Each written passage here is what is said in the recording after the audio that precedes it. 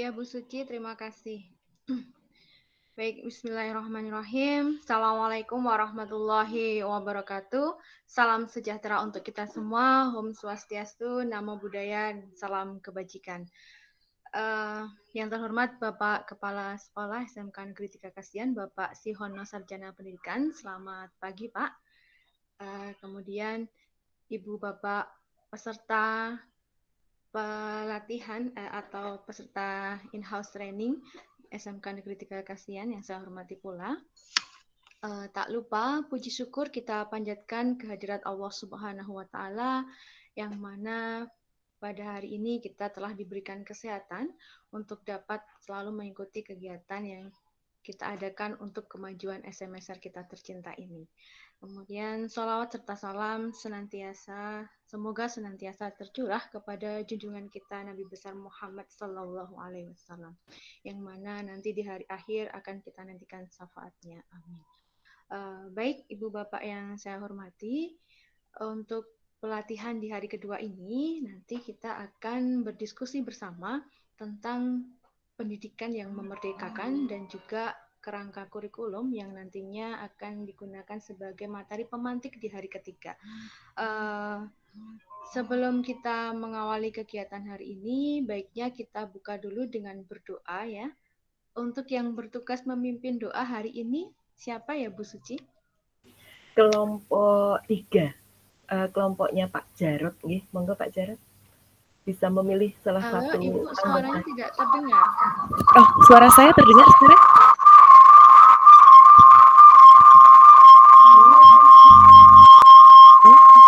Pak Gunawan.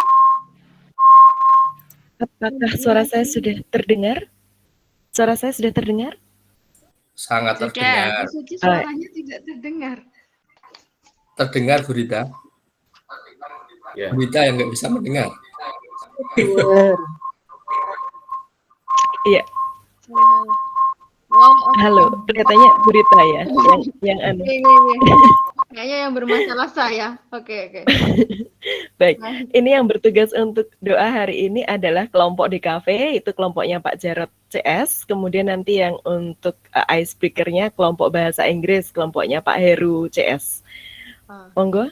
Ya, Oke, baik. Berarti kelompoknya Pak Jarot, nggih. Monggo Pak Jarot, silahkan untuk dipimpin berdoa.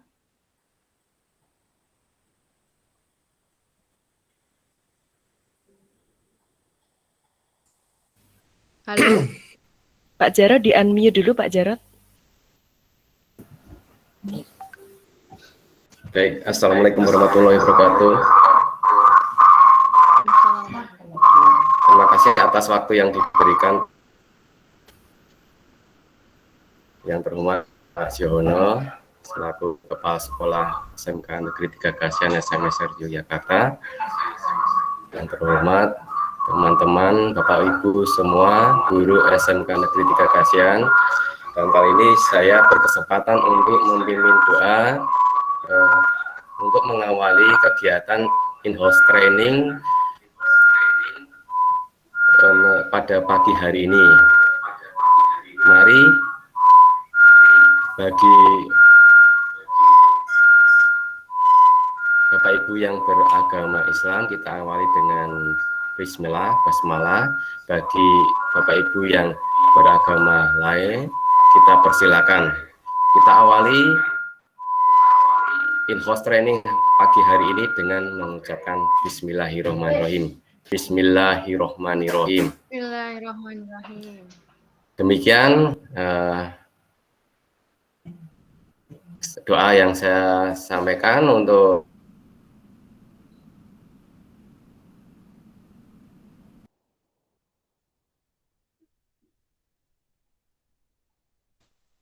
sepertinya nge-lag Bu Rita. Pak Jarot nge-lag sepertinya. Oh iya. Oke, baik. Terima kasih Pak Jarot atas sudah berkenan untuk memimpin doa. Mudah-mudahan kegiatan hari ini bisa berjalan dengan lancar dan bermanfaat. Baik, amin ya rabbal alamin. Baik, mohon maaf ya, sebenarnya saya agak grogi ini. Saya di sini sebagai fasilitator, tidak hanya saya sendiri hari ini, ada Bu Anindita Herni Septiasari juga nantinya yang akan menemani Ibu Bapak semua. Sebelumnya saya mau bertanya dulu, apakah materi yang ada di Google Classroom sudah dibaca semuanya, nggih, Ibu Bapak? Ada satu video, kemudian 2 PDF dan 1 PowerPoint, nggih. Sudah dibuka semuanya, sudah dibaca? Oke. Saya minta supaya interaksi kita lebih nyaman, bisa lebih saling bertatap gitu, mohon untuk menyalakan kameranya terlebih dahulu supaya rasanya tidak ngomong sendiri begitu ya. Ya, supaya bisa kelihatan wajah-wajah cantik dan wajah-wajah gantengnya pagi ini. Begitu. Oke, baik. Iya, terima kasih sudah membuka kamera.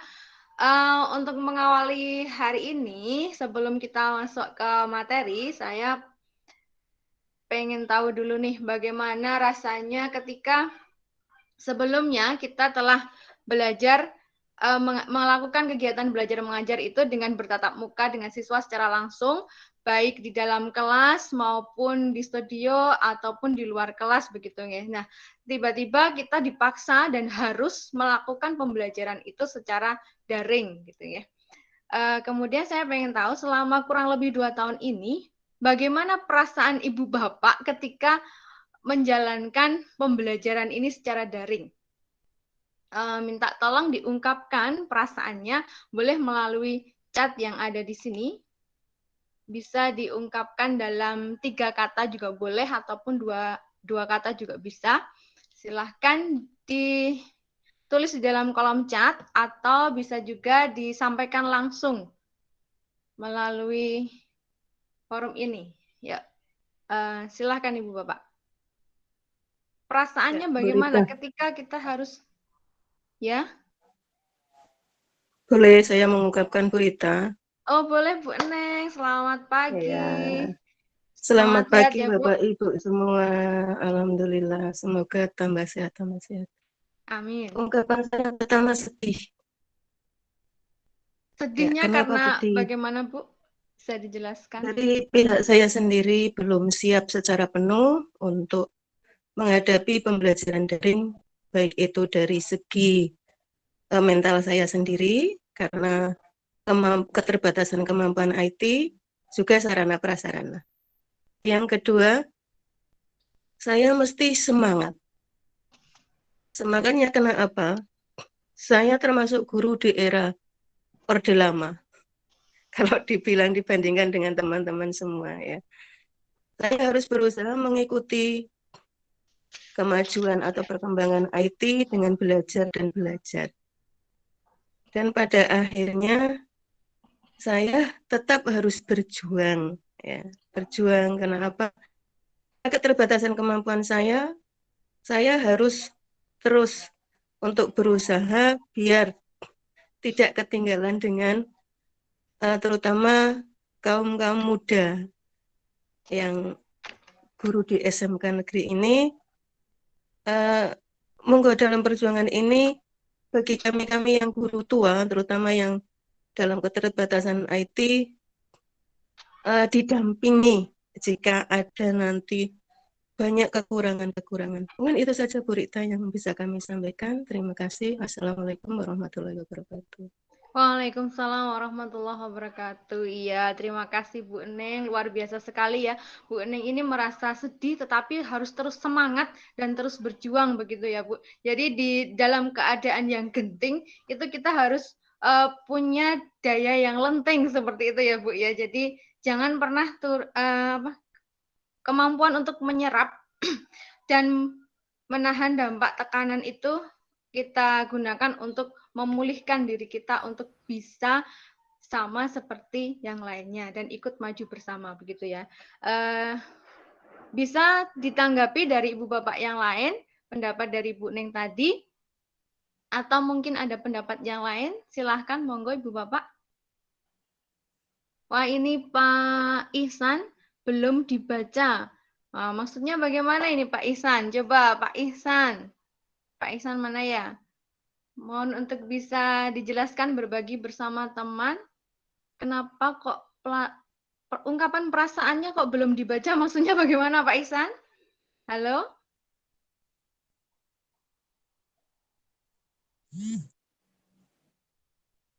Oh, sepertinya tidak ada ya Pak Ihsan. Oke, baik. Kemudian Bu Suci, persiapannya lebih banyak. Kemudian ini Pak Selamat Puji. Hanya 3 kata loh Pak, tapi ini bentuknya paragraf Pak. Nggak nyaman karena dikira nganggur, nggak kerja oleh para tetangga, padahal persiapan pembelajarannya lebih ribet karena harus membuat media dan menyiapkan kelas maya yang sebelumnya belum dilakukan, sehingga harus memulai dari nol. Namun pada tahun kedua sudah tidak seberat di tahun pertama karena sebagian materi bisa raise dari tahun sebelumnya. Oke, baik. Ada lagi Bu Bapak yang mau memberikan curahan hatinya atau perasaannya? Coba Pak Nur. Halo Pak Nur, selamat pagi. Selamat pagi Mbak Rita. Assalamualaikum, selamat pagi. Waalaikumsalam. Oke. Saya mau mengungkapkan bingung. Itu aja. Bingungnya seperti ini, kami di ranah olahraga kan psikomotor yang kita harus capaiannya harus lebih dominan. Sehingga untuk ranah kognitifnya sama afektifnya itu kita mengolahnya enggak begitu oke punya begitu. Karena nun sewu, olahraga itu kan aktivitas di lapangan. Namun demikian tetap kognitif kita isi, afektif juga kita isi. Cuman kami di SMSR ini merasa ada terjadi miskomunikasi di mana setiap kami nun sewu, saya terutama saya seorang yang baru di situ ngasih tugas-tugas kemudian dengan karakter yang saya miliki sehingga kadang-kadang berbenturan yang tidak kami inginkan dengan anak-anak, mungkin dengan tipologi yang perlu saya cermati lebih dalam lagi, sehingga di era daring ini sedikit membuat saya agak bingung. Namun demikian saya harus tetap semangat terus belajar mengikuti jenengan, Bu Suci dan sebagainya. Insya Allah saya akan berusaha berupaya sebaik mungkin seperti itu Mbak Rita. Terima kasih. Ya, baik Pak Nur, terima kasih. Keren sekali, luar biasa. Walaupun mengalami kebingungan, intinya tetap sama dengan Bu Ning tadi ya. Kita harus terus semangat ya, harus menumbuhkan kreativitas baru untuk bagaimana supaya anak didik kita ini tetap mendapatkan pembelajaran begitu ya. Oke, kemudian satu lagi saya pengen tahu siapa ya? Bu Sylvia. Beliau sudah menuliskan melatih kesabaran ya. Coba seperti apa Bu Sylvie penjelasannya? Saya nggak nyalain kamera ya Bu ya, lagi double masalahnya. Oh ya, oke, baik. Buat saya di masa pandemi ini melatih kesabaran saya dan siswa juga, karena bahasa tulisan dan bahasa secara langsung itu menurut saya itu sangat berbeda. Jadi saat kita menyampaikan tugas atau materi dalam bentuk tulisan, walaupun di Google Classroom dan ada video contohnya juga, tapi tingkat pemahaman siswa itu berbeda saat kita mengajar secara langsung di kelas itu seperti itu. Jadi ya lebih sabar saja saat banyak siswa WA, Japri belum paham sampai tengah malam, terus tugasnya tidak sesuai dengan ekspektasi kita seperti itu. Ya, oke, baik, terima kasih Bu Sylvie. Jadi luar biasa ya, selama pengalaman kita PJJ ini kompleks sekali apa yang sudah kita alami. Mulai artinya kita harus sadar mulai dari diri kita sendiri bahwa kita harus siap menerima kondisi apapun dan harus berusaha untuk terus maju mengikuti perkembangan yang ada. Nah, baik Ibu Bapak, kita masuk ke materi. Saya izin untuk share screen ya.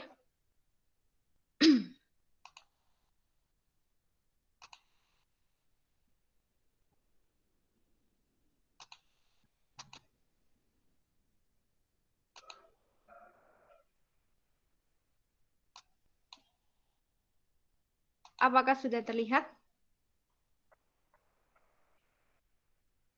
Sudah, Bu. Sudah. baik. Ya. Nah, kalau kita akan berbicara tentang pendidikan yang memerdekakan, tentunya kita langsung mengingat pada tokoh pendidikan kita, yaitu Bapak Ki Hajar Dewantara. Nah, di sini akan kita mulai dengan memulai dari diri kita sendiri, sejauh mana pengetahuan kita atau pengalaman kita tentang apa yang Anda ketahui mengenai filosofi pendidikan menurut Ki Hajar Dewantara. Kemudian, apa yang dimaksud dengan pendidikan yang memerdekakan menurut Anda? Kemudian, pertanyaan yang ketiga, apakah saat ini pembelajaran yang dilakukan di sekolah Anda sudah merdeka? Gitu ya. Kemudian penjelasannya seperti apa? Kemudian, menurut Anda, mengapa kita perlu membahas pendidikan yang memerdekakan pada pelatihan ini? Nah, monggo Ibu Bapak, ada yang mau mencoba menjawab? Ada 4 pertanyaan yang perlu kita jawab untuk mengawali pemahaman kita pada materi pendidikan yang memerdekakan ini. Atau mungkin ini bisa saya copy, saya masukkan di chat saja.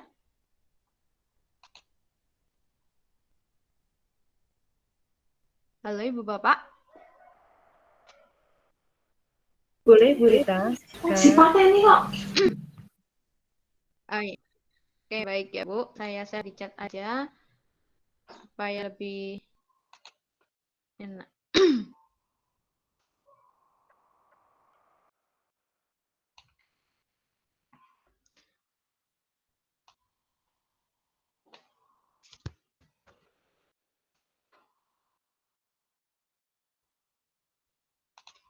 Kita ke pertanyaan yang pertama terlebih dahulu.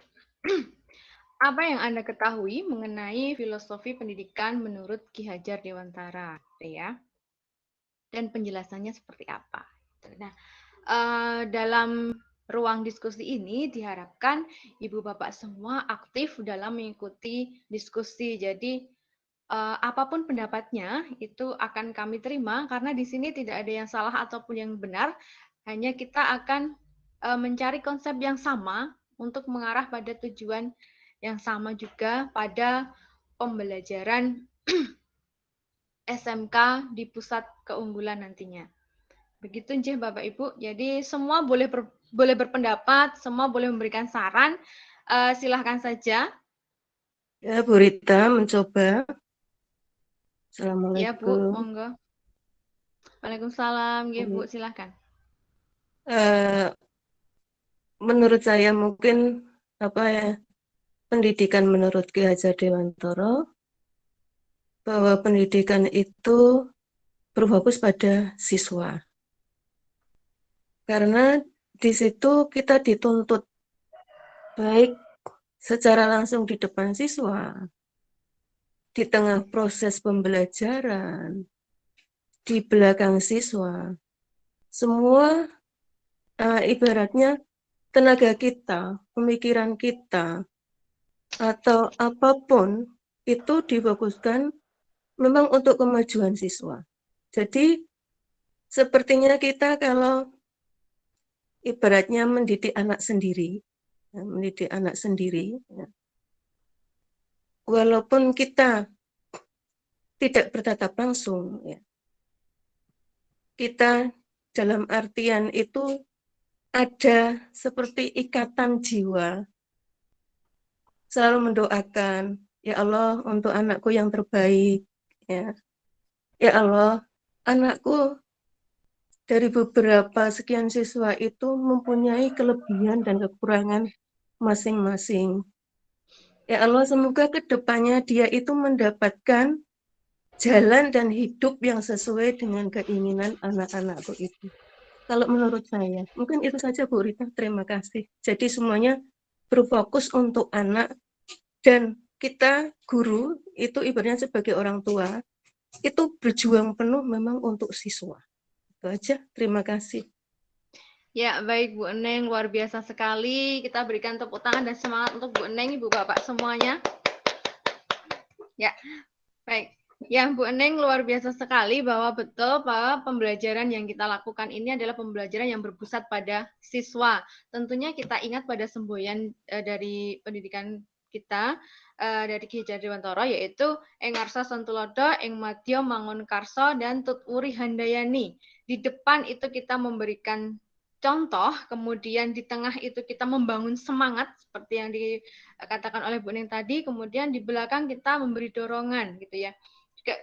Juga kita barengi dengan doa-doa yang kita panjatkan kepada Allah Subhanahu wa taala, semoga apa yang kita lakukan itu betul-betul bermanfaat untuk anak dan sampai pada ke anak seperti itu ya.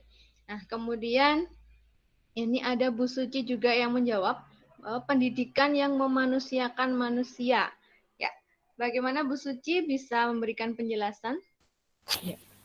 Baik, terima kasih Bu Rita. Selamat pagi Bapak Ibu Guru semua. Salam sehat dan sejahtera.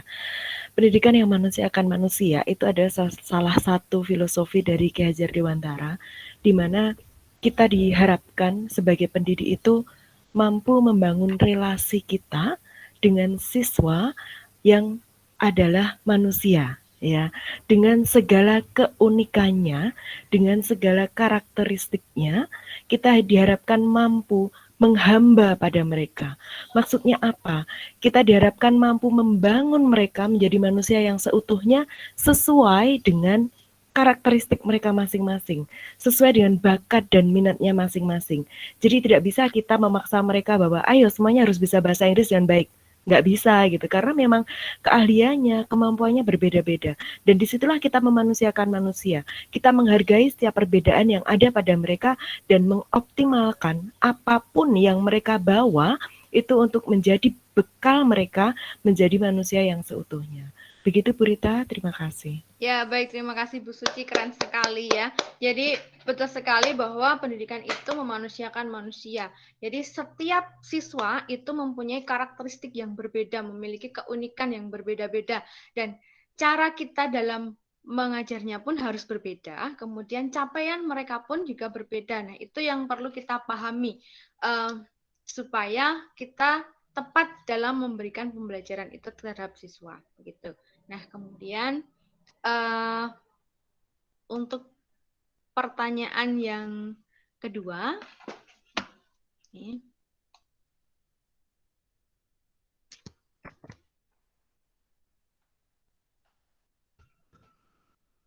apa yang dimaksud dengan pendidikan yang memerdekakan menurut Ibu Bapak semua yang ada di sini? Baik, silahkan yang belum berpendapat, boleh berpendapat. Yuk. Mungkin yang lain bisa, atau pengen berpendapat lagi juga boleh. Monggo Ibu Bapak, apa yang dimaksud dengan pendidikan yang memerdekakan menurut Anda? Pendidikan yang memerdekakan itu seperti apa sih gitu ya? Seperti apa?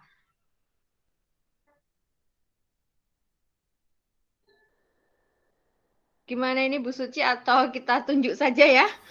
Ditunjuk saja. Oh, Bu Ati. Oh, ini ada Bu Ati yang sudah raise hand. Oke, terima kasih. Monggo Bu Ati, silahkan. Terima kasih Bu Rita.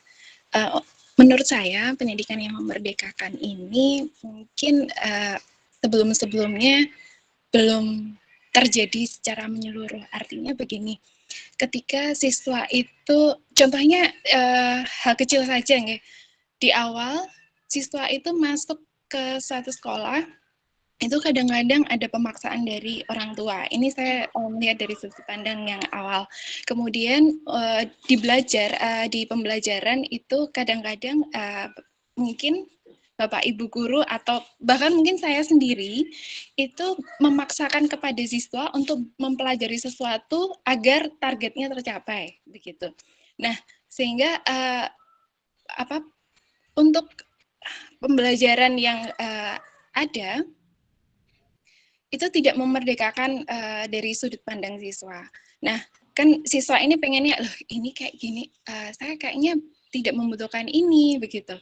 Jadi ada keterpaksaan sehingga tidak nyaman siswanya, kemudian mungkin di kelas juga tidak fokus, begitu. Sehingga hal itu tidak terjadi antara kolaborasi atau koneksi ya secara di dalam hati maupun di luar secara komunikasi, sehingga pendidikan yang memerdekakan ini seharusnya memang tidak ada keterpaksaan, begitu intinya seperti itu. Terima kasih. Ya, baik Bu Ati, terima kasih, keren sekali. Jadi yang namanya pendidikan tidak ada keterpaksaan begitu ya. Oke, baik Bu Suci, raise hand kembali, monggo.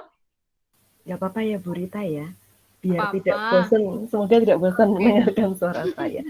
Saya ingat beberapa waktu yang lalu ketika ikut webinar juga, itu dijelaskan bahwa pendidikan yang memerdekakan itu bukan berarti freedom to learn atau freedom learning ya, yang dimana kita bebas sebebas kita, wes kono leleh luweh, muridnya mau ngapain terserah, gurunya mau ngapain terserah, bukan seperti itu. Tapi yang dimaksud adalah independence learning. Artinya apa? Bahwa siswa itu mampu bertanggung jawab pada dirinya sendiri, dia itu mau jadi apa, itu yang namanya independence learning. Dia mampu menyadari bahwa dia memiliki kompetensi tertentu sehingga dia akan menjadi apa nantinya. Dan kita sebagai guru ketika kita masuk pada Merdeka Belajar ini adalah tugas kita adalah kita membimbing masing-masing individu tadi. Jadi merdekanya bukan terus aku nggak mau belajar ini, aku nggak belajar ini, itu bukan ya. Bukannya kita tidak boleh memaksa, tidak. Kadang kita juga bisa memaksa mereka untuk belajar. Kenapa? Karena ini adalah kompetensimu. Kamu tahu kompetensimu ini, maka yuk sedikit dipaksa agar kamu bisa masuk ke jalan yang lurus, yang benar, sehingga kamu nanti akan menjadi independence learning, seorang yang mampu merdeka untuk belajar. Gitu Bu Rita, itu saya tertarik sekali dengan apa yang kemarin sampai saya underline itu ya, bahwa merdeka belajar itu adalah independence learning, di mana nanti akhirnya anak-anak itu paham, oh aku harus belajar begini ya, oh aku memiliki kompetensi di lukis, berarti ketika guruku mengajak aku untuk anak-anak sekarang kita belajar nirmana, kita belajar ini, anak-anak bilang wah saya nggak mau, saya nggak suka, terus saya nggak belajar independence, bukan, itu bukan independence ya. Jadi independence learning itu dimana kita benar-benar memberikan kepada siswa, ini jalurmu, kamu punya kompetensi ini, kamu menyadari kompetensimu, ayo kita bersama-sama mencapai apa yang kamu inginkan. Begitu Bu Rita, terima kasih. Ya, baik Bu Suci, terima kasih, luar biasa sekali. Jadi memang sependapat ya Bu ya, bahwa kita harus menciptakan siswa itu untuk menuju independent learning tadi, mempunyai mandiri dan tanggung jawab seperti itu ya Bu ya. Jadi sebagai guru kita itu berperan sebagai fasilitator, karena sudah ada capaian belajar di situ, maka kita arahkan, paksaan di sini itu maksudnya untuk memaksa anak-anak itu kita arahkan di mana tanggung jawab mereka itu ini dan kamu harus seperti itu. Jadi bukan bebas sebebas-bebasnya mereka menentukan sendiri apa yang akan mereka pelajari, tidak, tetapi kita sudah punya capaian pembelajaran yang mana guru tugasnya sebagai fasilitator dan juga mengarahkan kepada capaian pembelajaran tersebut supaya siswa itu menjadi mandiri dan bertanggung jawab. Seperti itu, Bu Suci? Betul, Bu. Ya, oke, baik, terima kasih. Masih ada yang akan berpendapat lagi? Ini ada Pak Slamet, super sekali Bu Suci, ternyata berbeda ya antara bebas dan merdeka dalam konsep belajar, ya, betul sekali. Kemudian masih ada lagi yang ingin berpendapat? Saya Bu Oke, Rita. Bapak Sihono, monggo silahkan. Tapi ini ya, sebelum pamit saya mau berganti ke Zoom Dikpora ini. Oh, Bapak. Ya, untuk partisipasi, terima kasih Bu Suci, setuju sekali dengan Bu Suci tadi ya. Tapi di situ saya ya nambah saja bahwa misalnya kalau anak itu masuk di seni lukis itu kan, atau yang lainnya, atau di kafe atau yang lainnya, itu kan ada beberapa materi. Nah, di situ kan semuanya dipelajari, tapi ada satu yang mungkin ditemukan kuatnya di mana siswa itu. Jadi mungkin istilahnya passion itu ya Bu ya. Nah di situ yang harus kita kuatkan, itu anak akan lebih senang di sana. Kalau passion itu pasti anak senang dengan bidangnya itu. Misalnya kalau di seni lukis itu nggak suka realis, tapi mereka harus belajar realis. Tapi ternyata dia lebih senang di dekoratif, kuatnya di dekoratif misalnya. Yaitu yang harus kita kuatkan di situ. Sehingga nanti ketika keluar itu memang kekuatan beda-beda. Tidak harus semuanya bisa realis, terus, tapi semuanya punya kekuatan sendiri. Nah, itu yang harus dikuatkan.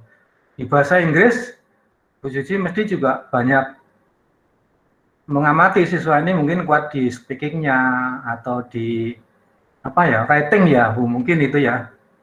I'm sorry, Miss Suci, I cannot speak English well. Oh, your English is so good, Pak. That's great. Oke, gitu aja. Terima kasih. Semangat semuanya. Saya juga berusaha untuk bisa mengikuti mungkin di tengah-tengah kesibukan saya meskipun banyak daring yang lain. Cukup sekian. Terima kasih, Bu Rita. Ya, terima kasih Bapak Siono, luar biasa sekali. Ya memang karena kalau siswa sudah menemukan passion-nya, di mana dia itu sudah merasa bisa di situ, maka akan kita dorong. Maka muncullah di sini SMK Pusat Keunggulan, gunanya di situ ya Bapak Ibu.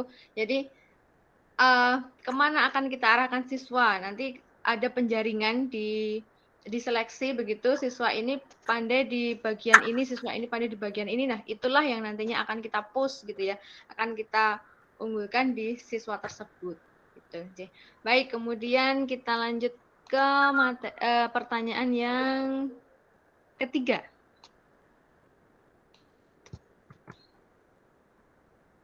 Baik, ini cukup menarik. Apakah saat ini pembelajaran yang dilakukan di sekolah Anda atau sekolah kita ini SMSR sudah merdeka menurut Ibu Bapak semua? Coba penjelasannya seperti apa? Coba sambil kita mengingat-ingat gitu ya, apakah pembelajaran yang kita lakukan itu sudah merdeka gitu. Ya, silahkan Ibu Bapak yang lain memberikan pendapatnya atau berbagi pengalaman saat mengajar juga boleh, silahkan. Di sini sudah ada 45 yang Ibu Bapak Guru yang bergabung bersama. Ya, silahkan. Selamat pagi Pak Anes, silahkan sudah raise hand. Selamat pagi, Bu Rita. Ya, monggo Pak. Ya, terima kasih. Assalamualaikum warahmatullahi wabarakatuh. Yang kami hormati Bapak-Bapak sekolah, beserta Bapak Ibu lainnya, tentang sekolah belajar ini, Merdeka Belajar ini, kalau untuk PJUK ya, untuk pelajar PJUK, itu kelas yang saya ampu sudah sangat-sangat merdeka belajar. Nah, kenapa? Nah, saya bercerita tentang pengalaman saya pribadi ya. Selama mengajar di SMSR, saya memberi kebebasan pada siswa-siswa saya untuk memilih materi yang pada saat praktek ya. Pada saat praktek, maksudnya pada saat bukan pandemi. Pada saat bukan pandemi, jadi seperti tahun-tahun sebelumnya, saya memberi kebebasan materi apa yang mereka inginkan. Tapi sudah ada kisi-kisinya, sudah ada garis. Saya sudah awal pertama masuk, saya sudah memberi kisi-kisi, gambaran materinya ini. Nah, saya memberikan peran pada siswa-siswa saya untuk materi apa yang akan diajarkan besok dengan voting, ya. Dengan voting, misalnya sekarang saya sudah menyampaikan minggu ini permainan, besok non permainan, permainan dan tidak boleh. Permainan yang sudah dipilih tidak boleh dipilih lagi. Karena sekolah kita majemuk kan, ono seneng voli, ono seneng bal-balan, ono seneng basket, semua ngicipi. Tapi ini penggiringan saya. Tapi mereka punya peran sepertinya yang memilih mereka. Misalnya sekarang voting sepak bola. Oke, sepak bola. Berarti besok bukan permainan. Sudah buat kesepakatan sebelumnya. Bukan permainan antara atletik, senam atau teori. Nah sudah pasti arahnya nanti. Walaupun sebenarnya sudah kita giring, tapi mereka sepertinya punya peran untuk menentukan materi apa yang dipilih sesuai dengan jumlah siswa yang voting itu tadi. Nah, itu salah satu bentuk merdeka belajar. Nah, dan anak misalnya capek, kesel, ya saya kesel, ganti pemain, misalnya voli ya.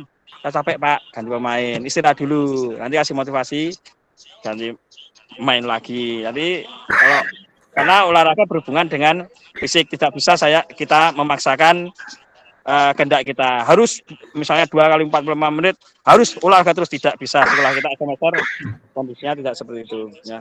Jadi intinya satu, dalam Merdeka Belajar kami, mereka punya kesempatan untuk memilih materi olahraga. Nah, Pak Anies apa siap? Saya harus siap, tidak siap harus menyiapkan dulu semuanya materi dalam 1 semester itu saya siapkan materinya ini. Nah, sudah siap. Jadi sekarang minggu sebelumnya, saya sekarang minggu besok apa pelajarannya ini, oke, saya siapkan. Nah, anak udah tahu materinya sebelumnya gitu. Gitu Bu Rita. Terima kasih. Ya, baik Pak Anies, luar biasa sekali. Apapun kondisinya Pak Anies selalu siap begitu nggih intinya. Ya. Baik, jadi menurut Pak Anies, jadi selama ini pembelajaran yang dilakukan oleh beliau sudah merdeka karena siswa boleh memilih materi yang mereka kehendaki saat itu, tetapi masih dalam satu silabus nggih Pak Anies ya yang ada di dalam sudah kita siapkan ini kalau materinya ini sepak bola ini, misalnya heading, kita bola heading itu ngekop ya. Nah, volley ini passing. Nah, sudah kita kasih gambaran. Oke ya, baik Pak Anies, terima kasih sekali. Nah, menurut pendapat Pak Anies seperti itu, Ibu Bapak. Nah, bagaimana tanggapan atau pendapat dari Ibu Bapak yang lain? Mohon untuk ditanggapi, boleh? Silahkan. Assalamualaikum warahmatullahi wabarakatuh. Pengalaman.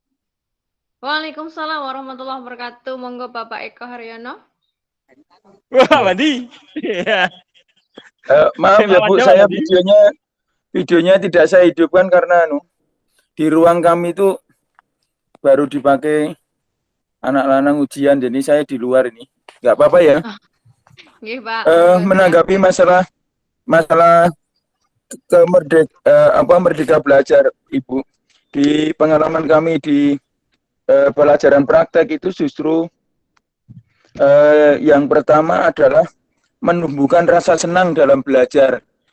Sehingga kami misalnya ada anak-anak baru masuk seni lukis yang dia memang secara keteknisan dan masih lemah lah. Awal-awal memang kita kasih motivasi untuk menumbuhkan rasa senang dalam berkarya. Ketika rasa senang dalam berkarya itu muncul, maka rasa senang itulah yang akan memunculkan rasa senang itu akan mempengaruhi betul di kemerdekaan belajar mereka. Itu belajar tanpa tertekan karena betul-betul sudah ada keasikan dalam berkarya, sehingga anak-anak yang betul-betul sudah punya rasa senang untuk berkarya ini justru akan menghasilkan karya-karya yang bagus dengan kualitas yang bagus, dan anak-anak yang sudah memiliki rasa senang ini akan lebih mudah untuk tidak mudah bolos, tidak mudah tiba-tiba hilang atau sehingga plot kami adalah untuk menumbuhkan rasa senang. Tentu kami juga dalam keteknisan dan juga yang lain, pemilihan objek, tentu ada hal tertentu yang memang kami tentukan, ada hal tertentu yang memang dibebaskan karena dalam dunia seni lukis itu juga ada bakat, tapi juga ada pelajaran yang berhubungan dengan ilmu keteknisan yang memang itu ada aturan-aturan, sehingga ketika anak-anak itu memang harus bikin karya yang berhubungan dengan realis, dengan ketepatan, ya memang kita perlu arahkan. Tapi yang paling utama adalah, menurut pendapat kami adalah memasukkan rasa senang dalam diri siswa dan juga kepentingan bahwa ini penting bagi masa depan kami, dan kami akan belajar ini dengan rasa senang, dengan rasa enjoy, sehingga itu sesungguhnya hal yang terbesar dari Merdeka Belajar itu. Mungkin itu yang bisa saya sampaikan. Assalamualaikum warahmatullahi wabarakatuh. Waalaikumsalam warahmatullahi wabarakatuh. Pak Eko, terima kasih sekali. Jadi, menurut Bapak Eko, itu pertama hal yang harus kita lakukan sebelum melakukan pembelajaran itu adalah menumbuhkan rasa cinta anak-anak itu terhadap jurusannya, begitu ya Pak. Nah, ini sepertinya sudah ada beberapa ibu bapak yang sudah raise hand ya, ingin menanggapi. Monggo Bapak Gunawan terlebih dahulu, nanti langsung dilanjutkan oleh Bu Nina. Ya, silakan Pak Gunawan.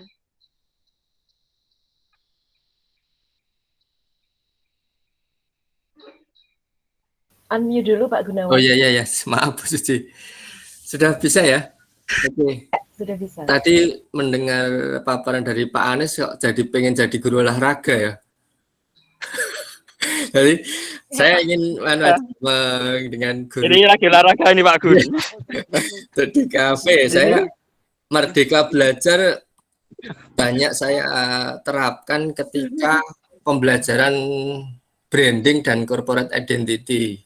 Namun di dalam prosesnya memang guru dituntut ya konsekuensinya harus berpikirnya harus lebih ekstra, karena ketika saya memberikan kebebasan dalam mencari perusahaan atau produk apa yang akan di branding, mereka akan sangat majemuk. Ada yang hobinya di olahraga, saya ingin membranding klub sepak bola di kampungnya atau di dekat rumah atau di lingkungannya. Ada yang suka kuliner, ingin membranding resto apa itu. Jadi memang ketika itu penilaiannya jadi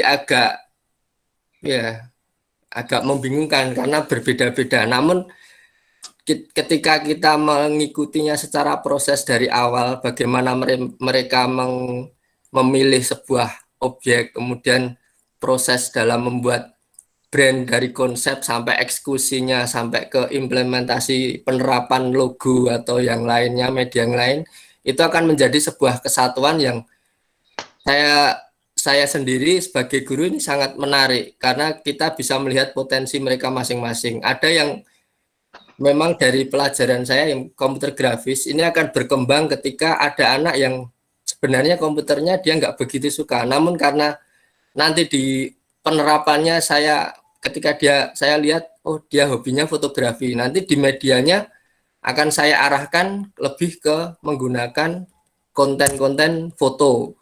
Dia akan sangat interest dengan apa yang tugas yang saya berikan. Kemudian, namun dari skenario yang saya jalankan atau saya pilih itu terlaksana karena memang berawal dari sebuah konsep sampai dengan eksekusi dari produk atau karya yang dicapai.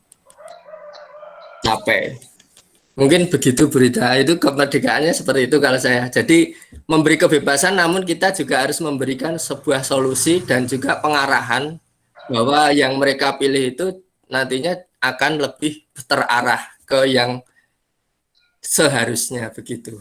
Terima kasih Bu Rita. Ya, baik, terima kasih. Kalau nanti tak terus kayak malah sampai siang nanti. Mungkin gitu. Nggak apa-apa Pak Gun. Oke, baik, terima kasih Bapak Gunawan. Jadi kembali lagi apa yang disampaikan Pak Gun ini sesuai dengan apa yang telah disampaikan Bu Suci tadi gitu ya Pak. Jadi proses independent learning-nya itu di mana mereka bebas memilih dalam menentukan jalannya menuju capaian pembelajarannya tadi. Jadi kita mengarahkan bagaimana siswa itu untuk mencapai ke pembelajaran tersebut begitu. Ya, berikutnya Bu Nina monggo. Baik Bu Rita, terima kasih untuk waktunya. Kalau menurut saya SMK itu dari dulunya itu sudah merupakan penerapan dari sekolah merdeka ya, karena siswa mau memilih masuk SMK itu kan sudah menurut keinginan dia sendiri, tidak ada yang memaksakan. Mungkin kalau dari orang tua mungkin bisa, tapi ketika dia masuk ke SMK, kalau itu merupakan pilihannya sendiri, dan dia menentukan untuk memilih jurusan tertentu, maka dia sudah memilih sesuai dengan apa yang dia inginkan, begitu. Hanya saja di kurikulum, pada jurusan tertentu, seperti misalnya di kafe di sana ada fotografi, ada mata pelajaran yang lain, seperti animasi, ada animasi 2D, 3D. Nah, kemungkinan siswa itu hanya memiliki satu materi yang dia senangi. Misalnya dia untuk animasi dia menyukai, untuk 2D dia kurang menyukai karena kalau 3D secara teknis lebih berat, mungkin dia tidak suka begitu. Nah, oleh sebab itu seperti yang disampaikan Bu Suci tadi, bahwa kita sebagai guru memang ada kalanya Karena ada masa tertentu siswa itu harus mempelajari apa yang sudah dituliskan di kurikulum ya. Jadi mereka ada masanya harus mempelajari itu.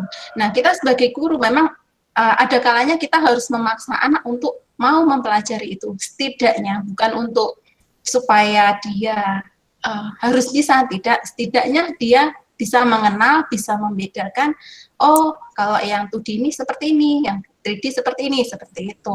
Nah, nanti di pelaksanaan kurikulum SMKPK ini kan ada mata pelajaran pilihan. Nah, disitulah nanti siswa diberikan kebebasan lagi, di mana dia bisa menentukan, oh passion saya lebih ke animasi 2D atau passion saya lebih ke animasi 3D. Nah, di sini saya akan mengembangkan. Bahkan kita pun di sini sudah menerapkan itu pada saat pelaksanaan tugas akhir, siswa diberikan kebebasan, kamu senang bikin apa? Silahkan tampilkan karya terbaik kamu selama di sekolah ini, wujudkan dalam tugas akhirmu, kamu mau membuat tugas akhir yang seperti apa. Begitu, terima kasih Mbak Rita. Ya, sama-sama Bu Rina, luar biasa sekali. Jadi kalau di mata pelajaran produktif mungkin memang seperti itu ya. Jadi semua materi itu disampaikan itu siswa itu tidak harus mempunyai kompetensi yang baik di semua materi tersebut, tetapi digunakan sebagai dasar pengetahuan mereka untuk membangun satu kompetensi yang nantinya akan mereka unggulkan gitu ya. Tetapi kalau di dalam mata pelajaran yang lain yang bukan produktif misalnya, itu apakah betul Bapak Ibu itu selama ini memang sudah melakukan pembelajaran secara merdeka begitu? Pendapat dari yang lain ya, Bu Suci monggo. Terima kasih Bu Rita. Nggak apa-apa nggih lagi. Tambah terus ini, tanduk makanya gemuk. Ya. Jadi Bu Rita, kalau menurut saya ya sama dengan Bu Nina tadi. Ketika kita sudah masuk dalam vocational school, maka yang namanya pelajaran-pelajaran yang kita bilang normatif adaptif itu sudah menyesuaikan dengan sendirinya bahwa kita sudah masuk di situ. Maka ketika saya mengajar bahasa Inggris untuk keramik dengan bahasa Inggris untuk animasi, pasti berbeda yang saya berikan. Kenapa? Karena saya harus menyesuaikan dengan kompetensi yang akan dicapai oleh anak-anak itu. Gitu. Benar, capaian pendidikannya sama, capaian pembelajarannya sama, bahwa anak nanti akan fasih dalam membaca. Tapi ketika saya memberikan prosedur teks, misalnya teks prosedur, maka prosedur yang saya berikan di animasi pasti nanti adalah prosedur misalnya bagaimana kamu membuat karya 3 dimensi. Berbeda dengan ketika saya memberikan pada keramik. Keramik pasti akan saya berikan bagaimana cara mengglosir suatu keramik agar dia menjadi tampak indah dan menyenangkan. Nah, itu sama-sama prosedur teks, tapi yang diberikan berbeda untuk masing-masing pelajarannya. Jadi capaian pembelajaran yang ada dalam kurikulum, maaf bukan kurikulum yang baru, dalam pengembangannya yang baru itu, tapi dari dulu sebenarnya sudah seperti itu, sama persis seperti yang diungkapkan oleh Bu Nina tadi, bahwa yang namanya kita masuk ke vocational school, sekolah vokasi, ya kita harus sudah siap dengan hal-hal seperti itu sebagai guru normatif adaptif. Demikian Bu Rita, saya pikir untuk semua mata pelajaran juga begitu untuk yang normatif adaptif. Terima kasih Bu Rita. Ya, baik, terima kasih Bu Suci atas penjelasannya. Semoga sampai di sini Ibu Bapak semua sudah mempunyai pemahaman yang sama terkait dengan pembelajaran yang memerdekakan ini. Masihkah ada yang akan berpendapat lagi tentang Merdeka Belajar ini? Kalau tidak, saya lanjut ke pertanyaan yang keempat.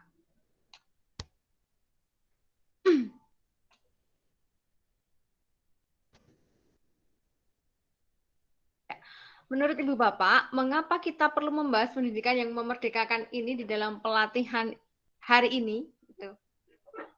Bagaimana pentingnya atau kenapa sih harus kita bahas tentang pendidikan yang memerdekakan ini? Gitu.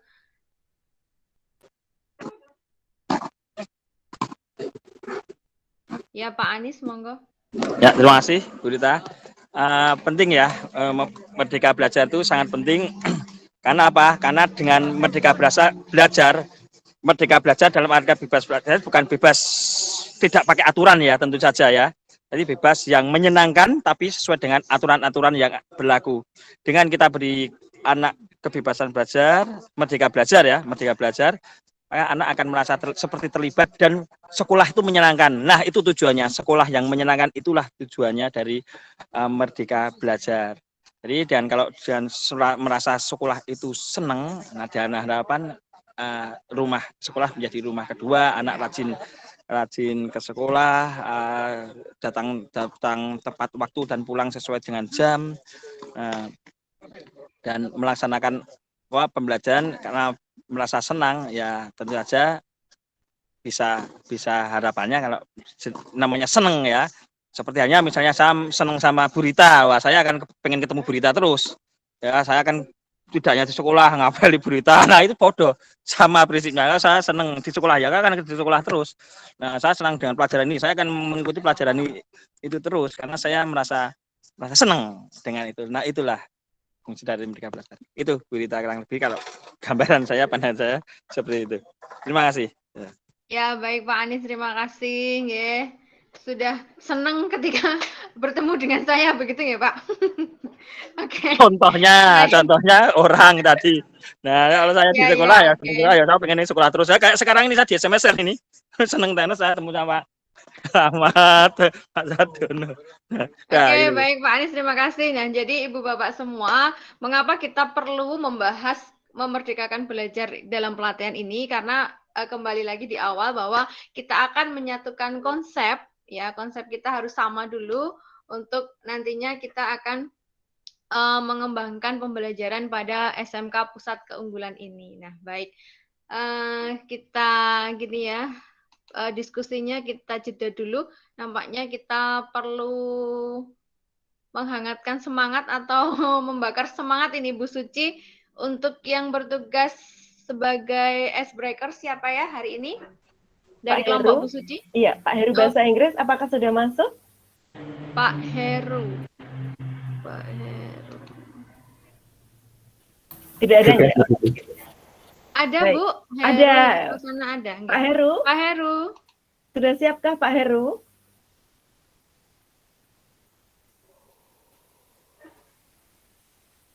Kelihatannya membolos ini ya. Tidak di tempat ini Pak Heru sepertinya ya. Seperti anak-anak kita ya kalau membolos di sini.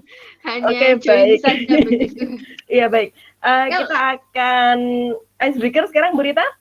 Iya boleh Bu Suci untuk membuka kamera dulu dan membuka mikrofon Ibu Bapak yang lain. Iya Bapak Ibu yang lain kita buka mikrofon dan kita buka kamera kita ya.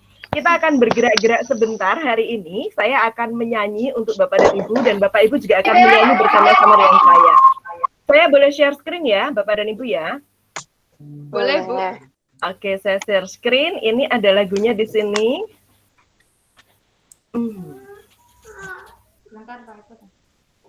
Ya. Sudah terlihat Bapak dan Ibu? Ya.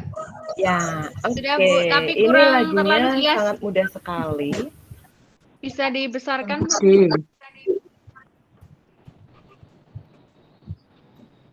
Bentar, saya besarkan ya. Sudahkah? Ya, lumayan. Sudah ya? Oke. Yuk. Lumayan ya, bisa dibaca ya. Oke. Kita akan menyanyi bersama dengan gerakan ya. Bapak Ibu semuanya tolong dinyalakan kameranya. Saya akan menyanyikan, ini lagunya mudah, yang sudah bisa langsung ikut dengan saya. Ya. Oke, nanti ketika yang pertama kita sudah menyanyi dengan teks, nanti yang kedua kita akan tutup teks ini dan kita akan menyanyi biar semuanya terlihat ya. Oke, Pak Gunawan sudah mulai menoleh-nolehkan kepala ya. Sip, berarti lagunya begini Bapak dan Ibu ya. Kita mulai ya.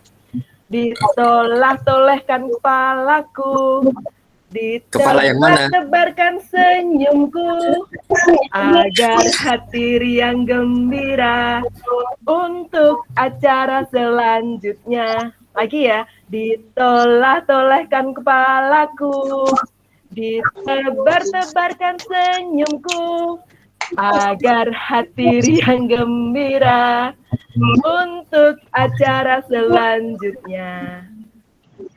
Sapa kanan, hai, hai, sapa kiri, hai, hai, senyum ke kanan, senyum ke kiri. Sapa kanan, hai, hai, sapa kiri, hai, hai, senyum ke kanan, senyum ke kiri. Nah, gitu ya Bapak dan Ibu ya, bisa ya? Stres. Oke. Bu Suci, Semuanya? itu dituliskan di chat saja, Bu, supaya Baik. semuanya. Oke. Bentar. Mana? Bentar ya. Sabar. Oh iya. Pak Gun ini untuk menghilangkan stres ya, bukan untuk mencari stres gitu. Stres ya Pak Gunawan ya. Oke, ini saya stop share screen. Jadi ada di sini Pak Gun, boleh semua kepala boleh ditelah-telahkan ya Pak Gun ya, khusus untuk Pak Gun. Ya, semuanya dinyalakan. Selamat Puji bisa untuk men-screenshot mungkin. Ya, semuanya dinyalakan juga mic-nya biar suaranya masuk ya. Kita akan menyanyi bersama ya. Siap ya, Bapak dan Ibu ya. Pak Sidik boleh dilepas maskernya karena kita berjauhan sekali, Pak. Jadi biar terlihat itu benar-benar nyanyi atau tidak. Ya. Pak Eko juga boleh dilepas ya maskernya. Yang tidak kelihatan nyanyi nanti akan saya beri hadiah. Di sini. Oke. Siap ya, kita mulai. 1, 2, 3. Ditolak-tolakkan palaku, dilebar-lebar senyum, agar hati ria gembira untuk larinya. Ditolak-tolakkan palaku,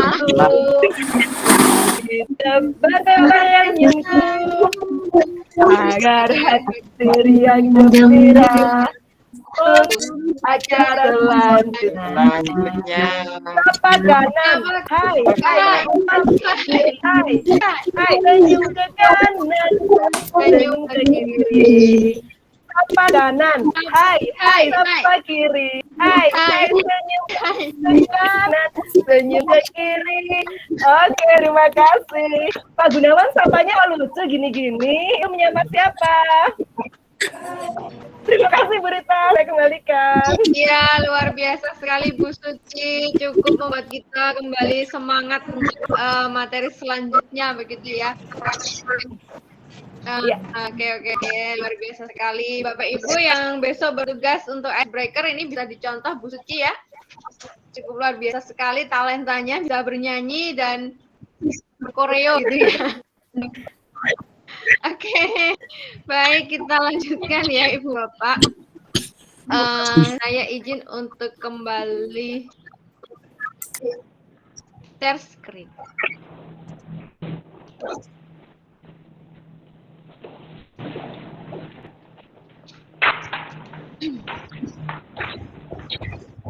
Ya, sudah terlihat ya? Sudah Bu. Ya, baik. Oke, jadi menurut Ki Hajar Dewantoro mengatakan bahwa seorang tani yang menanam padi misalnya hanya dapat menuntun tumbuhnya padi. Meskipun ia dapat memperbaiki pertumbuhan tanamannya itu, ia tak akan dapat mengganti kodrat irodatnya. Misalnya, ia tak akan dapat menjadikan padi yang ditanamnya itu tumbuh sebagai jagung.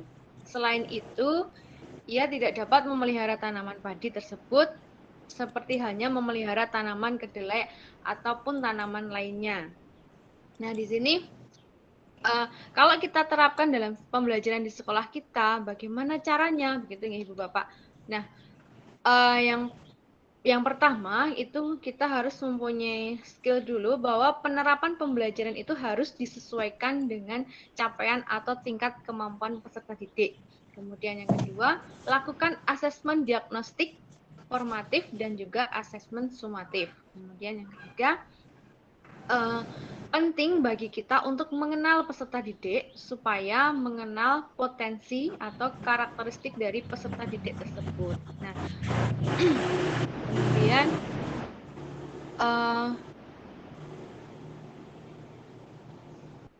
untuk mengenali sebentar. Salah. Ya, baik.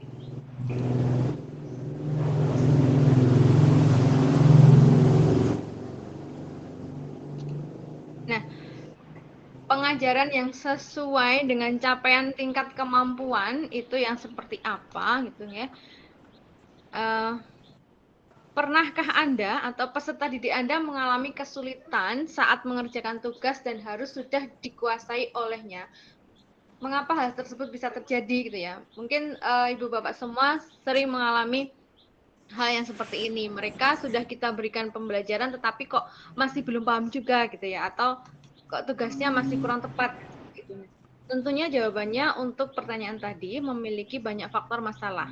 Namun salah satu yang bisa menjadi akar masalah dari kejadian tersebut adalah level tingkat capaian ataupun kemampuan dari peserta didik tersebut yang belum tepat dengan capaian pembelajaran yang diharapkan gitu. Kemudian pembelajaran yang tepat untuk peserta didik harus disesuaikan dengan tingkat kemampuan peserta didik tersebut. Seperti yang tadi sudah kita bahas bersama-sama ya, yang disampaikan Bu Nina, Pak Gunawan, Bu Suci. Kemudian pengajaran sesuai dengan capaian atau tingkat kemampuan merupakan sebuah pendekatan belajar yang mengacu pada tingkatan capaian atau kemampuan peserta didik, sering disebut juga dengan teaching at the right level. Pendekatan pembelajaran ini tidak mengacu pada tingkatan kelas, ya. Pembelajaran dibuat disesuaikan dengan capaian, tingkat kemampuan, kebutuhan peserta didik untuk mencapai capaian pembelajaran yang diharapkan. Ini adalah bentuk implementasi yang sesuai dengan filosofi pendidikan Ki Hajar Dewantara dengan memperhatikan capaian, tingkat kemampuan, kebutuhan peserta didik sebagai acuan untuk merancang pembelajaran, maka kita melakukan segala upaya kita untuk berpusat pada peserta didik. Nah, seperti itu ya Ibu Bapak. Jadi, sekilas mengenai pengajaran sesuai dengan capaian atau tingkat kemampuan. 1. Tujuan pengajaran dengan menggunakan pendekatan ini adalah penguatan kemampuan numerasi dan literasi pada peserta didik, serta pengetahuan pada mata pelajaran yang menjadi capaian pembelajaran. Yang kedua, peserta didik tidak terkait pada tingkatan kelas, namun dikelompokkan berdasarkan fase perkembangan ataupun sesuai dengan tingkat kemampuan peserta didik yang sama. Kemudian yang ketiga, setiap fase ataupun tingkatan tersebut mempunyai capaian pembelajaran yang harus dicapai. Proses pembelajaran peserta didik akan disusun mengacu pada capaian pembelajaran tersebut, namun disesuaikan dengan karakteristik potensi kebutuhan peserta didik. Kemudian, kemajuan hasil belajar akan ditentukan berdasarkan evaluasi pembelajaran. Peserta didik yang belum mencapai capaian pembelajaran di fasenya akan mendapatkan pendampingan oleh pendidik untuk bisa mencapai capaian pembelajaran tersebut. Oke,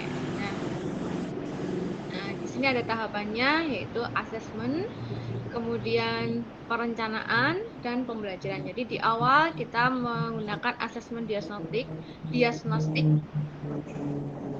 Kita perlu mengenali peserta didik, potensi karakter kebutuhannya seperti apa, baru nanti kita merancang pembelajarannya seperti apa yang akan kita sampaikan. Kemudian ada tahap untuk pembelajarannya, itu ya. Kemudian untuk penerapan pendekatan pengajaran ini, apa hal pertama yang harus kita lakukan? Itu tentunya yang pertama kita lakukan adalah mengenal peserta didik. Ya, sebelum kita bisa membuat pembelajaran yang berpusat pada peserta didik, kita harus mengenali peserta didik kita terlebih dahulu. Kita bisa mengenali potensi, karakteristik, kebutuhan, keunikan siswa, gitu ya. Dengan berbagai cara, salah satunya adalah dengan mengenali peserta didik. Oke, baik. Nah, Ibu Bapak, materi-materi yang sudah ada di Google Classroom mohon untuk dibaca kembali ya. Kemudian akan kita lakukan refleksi begitu, karena waktunya sudah jam 9.15, nanti masih ada Bu Anindita yang akan menjelaskan tentang kerangka kurikulum. Nanti ada pertanyaan refleksi yang akan saya sampaikan di Google Classroom saja, ya. Jadi nanti Bapak Ibu secara individu bisa menjawab pertanyaan-pertanyaan refleksi tersebut pada Google Classroom. kemudian satu lagi ada tugas atau pekerjaan yang harus diselesaikan di hari ini bersama dengan kelompoknya. Ibu Bapak semua kan karena sudah dibagi secara kelompok. Jadi nanti Ibu Bapak kami mohon ya untuk membuat profil peserta didik di sekolah kita ya dengan cara bagaimana membuat dalam bentuk Google Slide boleh ataupun Google Doc ataupun menggunakan PowerPoint juga bisa. Jadi isinya tentang menjawab 3 pertanyaan ini. Seperti apa gambaran profil peserta didik yang Anda harapkan bisa dibuat dalam 1 slide gitu. Kemudian yang pertanyaan kedua, keterampilan apa yang perlu dimiliki atau dikuasai peserta didik Anda dalam slide kedua. Kemudian karakteristik apa yang perlu dimiliki peserta didik Anda. Gitu ya. Ini nanti saya masukkan ke Google Classroom saja. Bisa nggih Pak? Selamat nggih. Gimana Bu? Jadi nanti tugas ini nanti saya tampilkan di Google Classroom, bisa kan Pak? Ya bisa. Ya, jadi nanti Ibu Bapak bisa mengulangi lagi seperti apa pertanyaannya. Dan tugas ini bisa Ibu Bapak kerjakan setelah sesi sinkronus ini, jadi nanti bisa berdiskusi bersama dengan kelompok. Nah, untuk pertemuan di hari ketiga nanti akan kita presentasikan bersama, gitu ya. Ya. Sepertinya itu saja yang bisa saya sampaikan karena masih ada sesi materi selanjutnya yang akan disambung oleh Bu Anindita. Jadi Ibu Bapak, kalaupun nanti masih ada pertanyaan ataupun semacam unek-unek yang harus disampaikan, mari kita ramaikan kolom komentar pada Google Classroom ya. Di situ kita bisa 24 jam di situ kita melakukan asinkronus bersama di forum diskusi dalam Google Classroom. Seperti itu ya Ibu Bapak. Bisa diterima ya untuk hari ini. Ya, baik. Jadi dari saya untuk materi diskusi pembelajaran yang memerdekakan, saya cukupkan sekian. Nanti masih disambung oleh Bu Anindita tentang kerangka kurikulum. Terima kasih. Mohon maaf atas segala kesalahan dan kekurangan dari saya. Saya mohon pamit untuk undur diri. Terima kasih. Assalamualaikum warahmatullahi wabarakatuh. Tapi sebelum saya undur diri, ada satu pantun untuk Bapak Ibu semua. Pergi ke pasar beri lampu pijar, terangi ruangan yang gelap gulita. Teruslah guru semangat untuk belajar demi murid-murid kita tercinta. Oke, terima kasih. Keren banget, super sekali. Monggo Bu Anin untuk dilanjutkan. Warahmatullahi wabarakatuh. Assalamualaikum warahmatullahi wabarakatuh. Waalaikumsalam. Warahmatullahi. Selamat pagi Bapak Ibu semuanya. Untuk hari kedua ini materi kita tadi kan Bu Rita sudah tentang Merdeka Belajar nggih, tentang untuk yang selanjutnya ini tentang kurikulum, kerangka kurikulum untuk tahap pertama. Mungkin Bapak Ibu sudah melihat nggih materinya di Google Classroom. Apa Bapak Ibu sudah membaca tadi malam? Belum. Belum. Oke, untuk kerangka kurikulum tahap pertama ini kita akan membahas tentang sedikit tentang profil pelajar Pancasila. Oke, mungkin Bapak Ibu ada yang tahu apa sih apa yang Bapak Ibu ketahui tentang profil pelajar Pancasila? Mungkin ada yang bisa menjawab. Monggo. Kita saling sharing mawon nggih. Kita sama-sama belajar Bapak Ibu. Di sini kita sama-sama Ya mungkin belajar. Monggo Pak Eko. Ya mungkin kalau menurut saya ini sepemahaman saya ya tuh pelajar profil Pancasila itu pelajar yang pada kesehariannya, pada kegiatan atau pada kesehariannya dia menerapkan butir-butir. Kalau dulu ada 36 butir-butir Pancasila itu yang tentunya diterapkan dalam kesehariannya. Mungkin begitu Bu, menurut saya. Mohon maaf.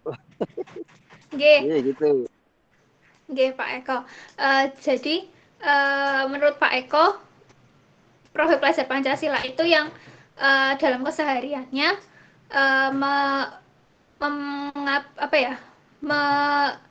menggambarkan tentang profil Pancasila seperti itu, nggih Pak Eko. Mungkin untuk Bapak Ibu guru yang lainnya ada yang bisa memberikan tanggapan lagi apa sih profil pelajar Pancasila itu?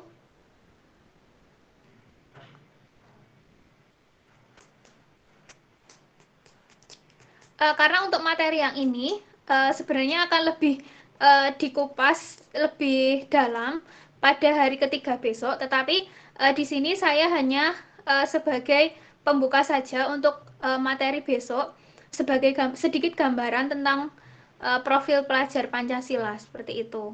Monggo mungkin Bapak Ibu ada yang sudah membaca di Google Classroom materi untuk hari ini.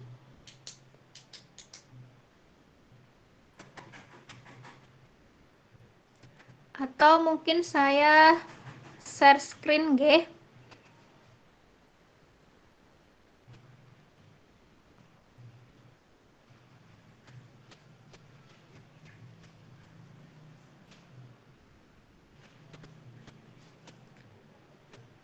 Sebentar, maaf. Oke, mungkin monggo Bapak Ibu bisa menanggapi dulu tentang profil pelajar Pancasila.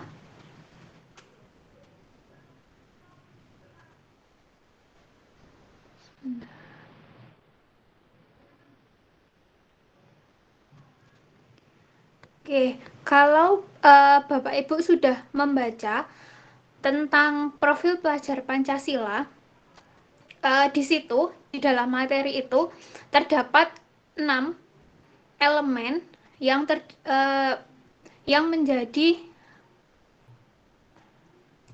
dimensi atau ringkasan dimensi dalam profil pelajar Pancasila seperti itu.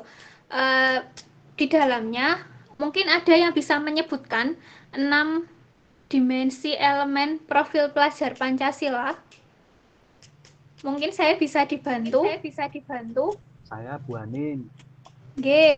Monggo Pak Adit. Profil pelajar Pancasila yang diharapkan itu dapat beriman, bertakwa kepada Tuhan Yang Maha Esa, dan berakhlak mulia yang pertama.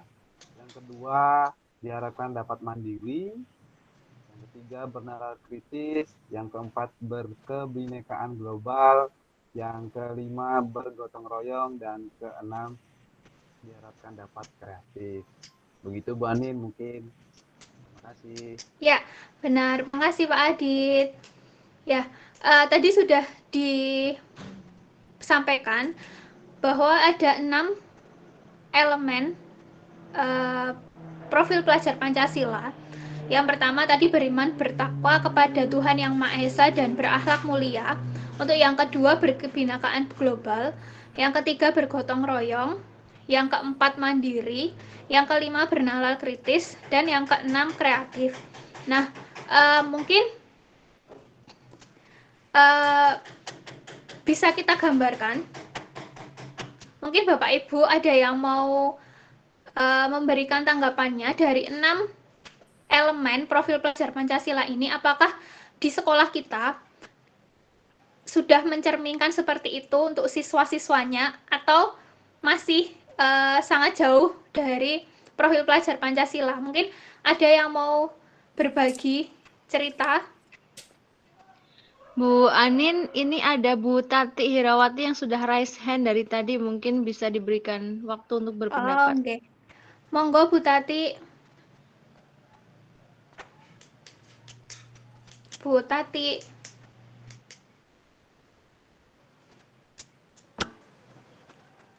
Monggo Bu Tati.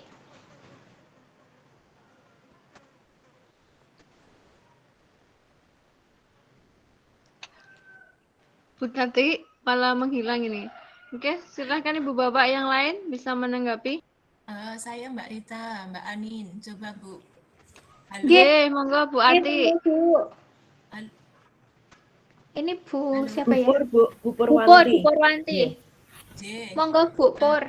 Ya, Mbak Anin, mohon maaf, saya mau mencoba untuk menyampaikan pendapat kaitannya dengan profil pelajar Pancasila dari aspek dimensi tadi untuk sekolah kita itu sudah sebagian terwujud ya Mbak, meskipun belum maksimal, yaitu diantaranya adalah di dimensi kreatif. Di dimensi kreatif itu anak-anak kita sudah mampu menghasilkan baik itu gagasan, karya secara original. Itu yang aspek kreatif. Saya ingin juga menyampaikan untuk yang unsur dimensi iman dan takwa kaitannya dengan akhlak mulia. Kalau iman dan takwa mungkin kita nggak bisa mengukur secara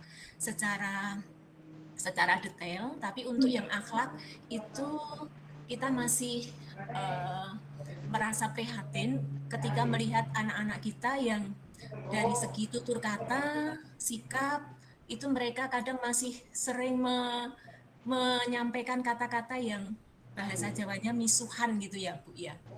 Nah itu gambaran peserta didik kita seperti itu dari dua aspek.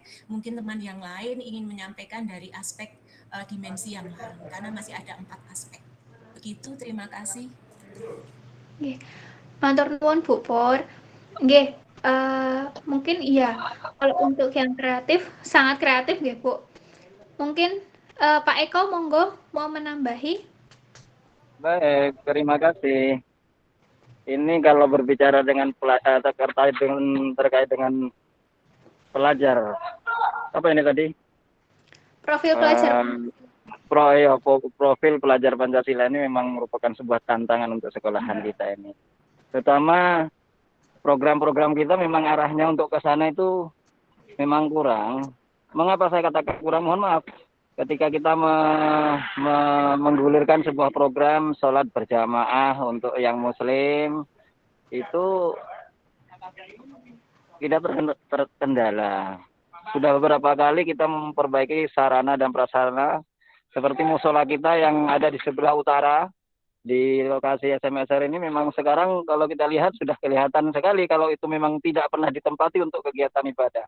Nah ini sangat menggambarkan sekali, sehingga ini merupakan sebuah tantangan untuk kita.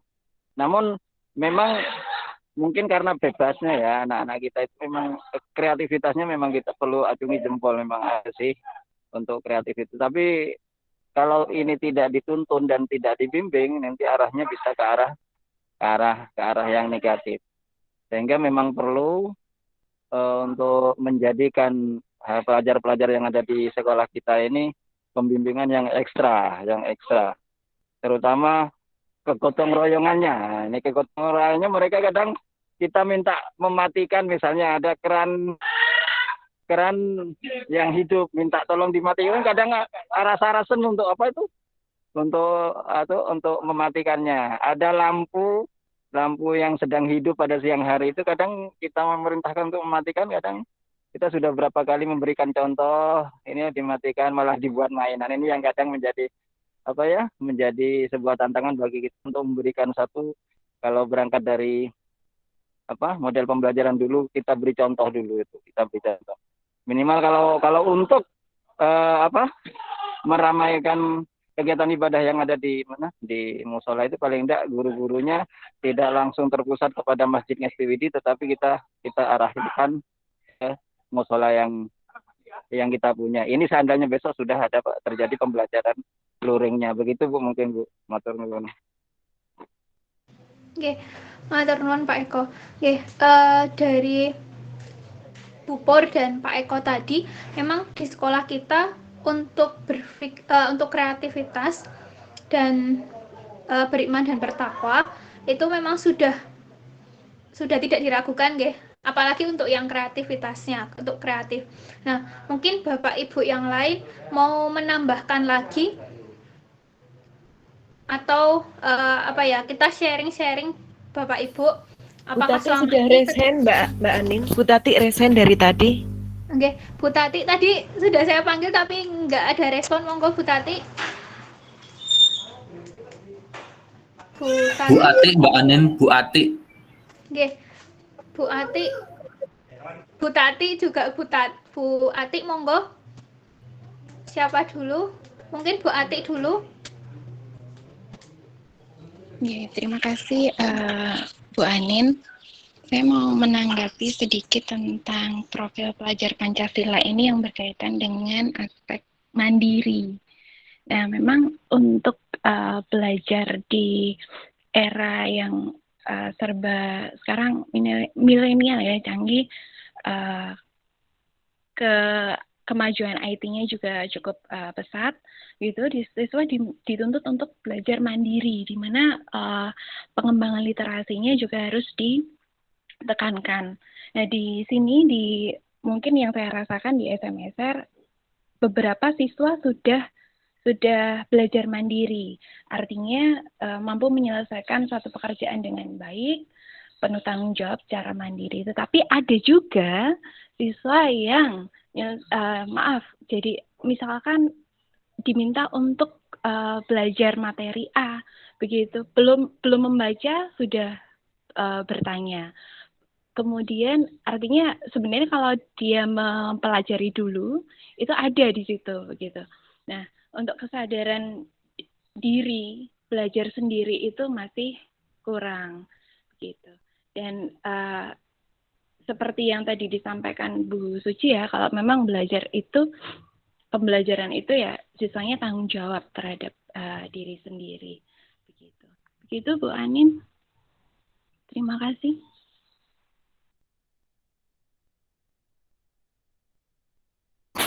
Bu Anin, mohon maaf Masih di-unmute mute. dulu. Masih mute, Bu. Oh, nggih. Nggih, terima kasih Bu Ati. Nggih. Mungkin ini nggih. Memang karena siswa kita itu kan terdiri dari berbagai karakteristik ya. Ada siswa yang mau untuk belajar mandiri, tetapi kadang banyak juga anak-anak yang belum membaca atau mempelajari sesuatu tapi langsung bertanya kepada Bapak Ibu guru, seperti itu. Monggo untuk Bu Tati tadi. Bu Tati mungkin sudah ada, Bu Tati.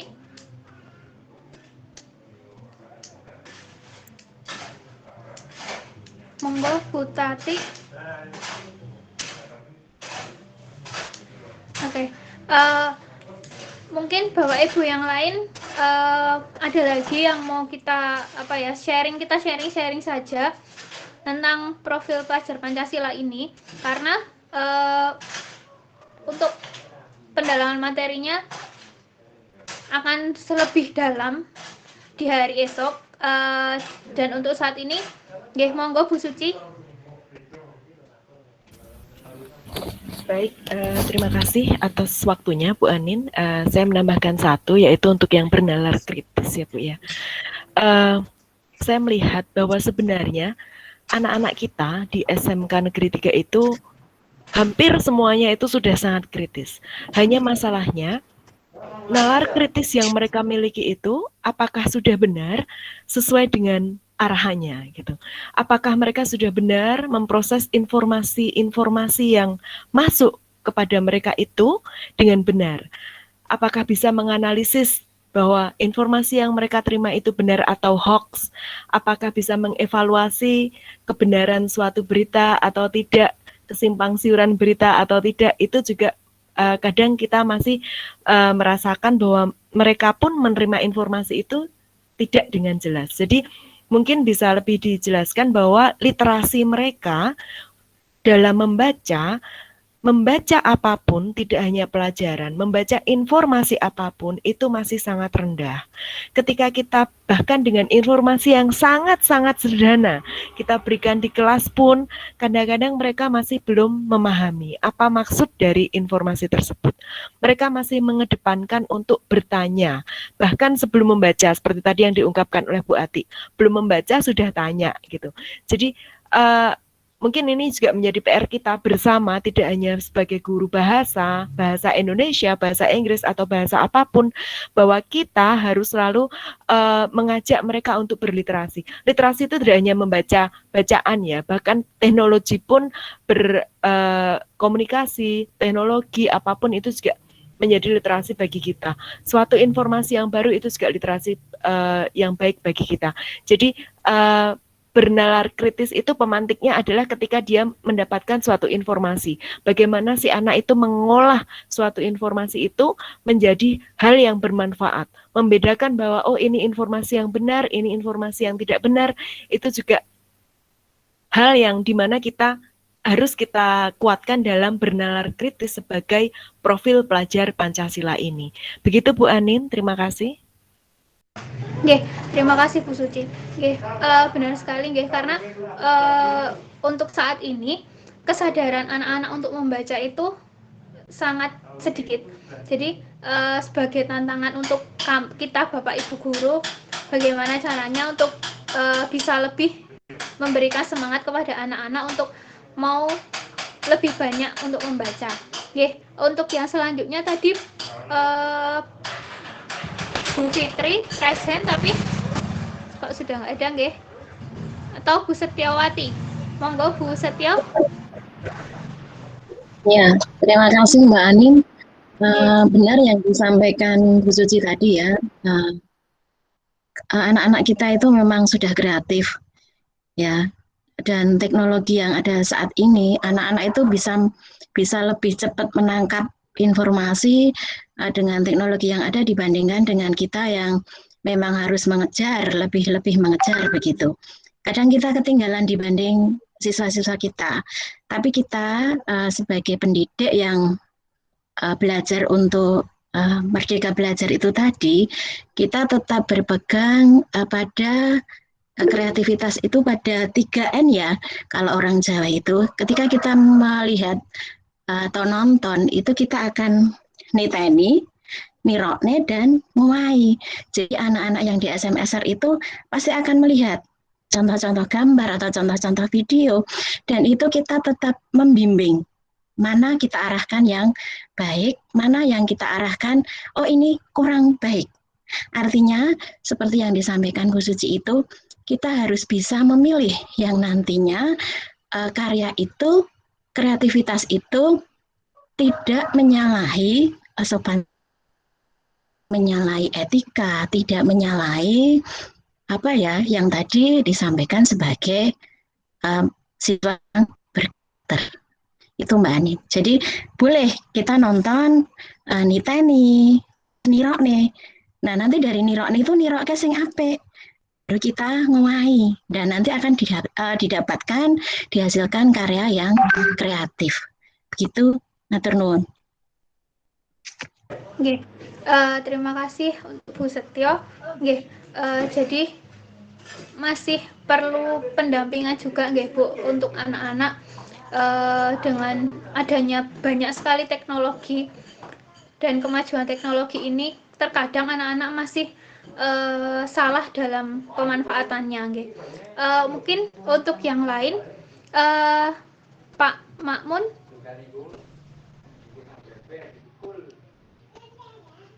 Monggo Pak Makmun. Oh nggih. Bu Pur. Monggo Bu Pur.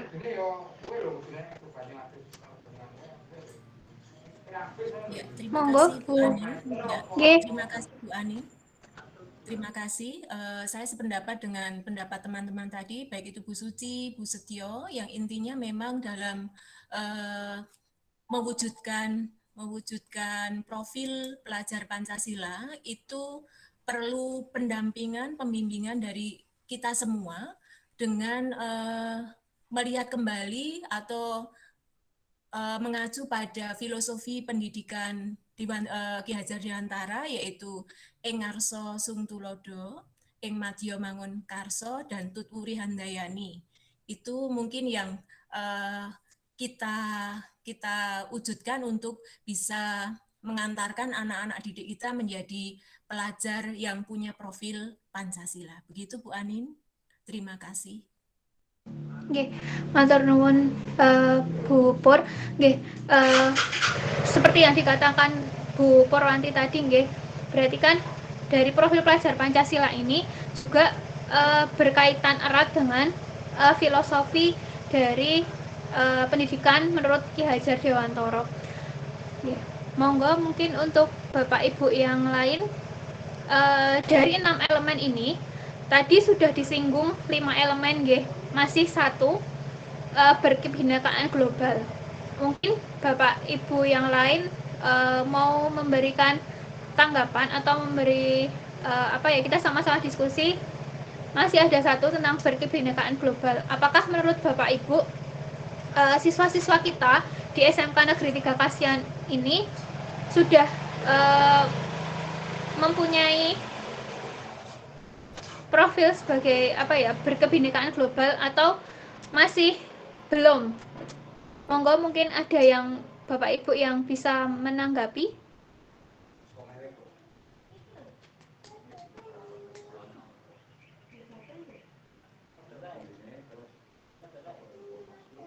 Monggo Bapak Ibu. Bu Anin, Pak Makmun dari tadi sudah resign. Oh, malah sudah live meeting. Maaf. Oke, monggo Bapak Ibu karena masih ada satu tentang berkebinekaan global. Apakah menurut Bapak Ibu siswa-siswa kita sudah mempunyai profil pelajar Pancasila yang berkebinekaan global, ataukah masih harus kita sebagai Bapak Ibu guru memberikan pemahaman dan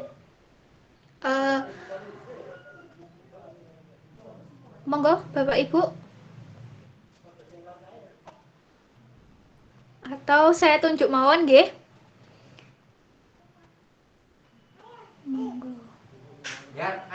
Mungkin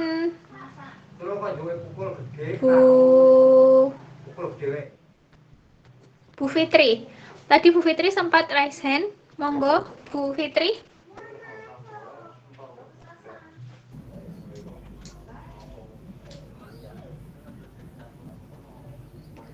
Monggo Bapak Ibu.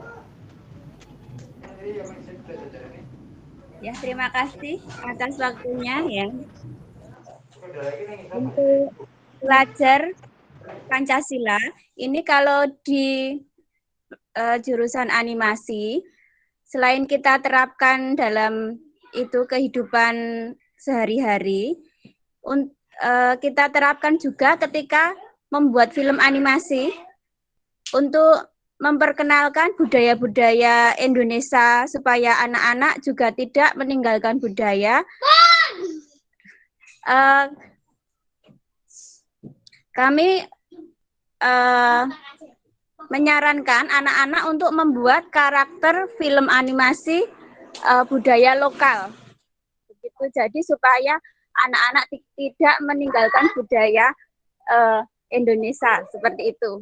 Kemudian juga untuk di dalam film animasi tersebut mengandung unsur-unsur nilai Pancasila juga, maksudnya juga mengandung unsur seperti tidak sara ataupun dengan budaya-budaya yang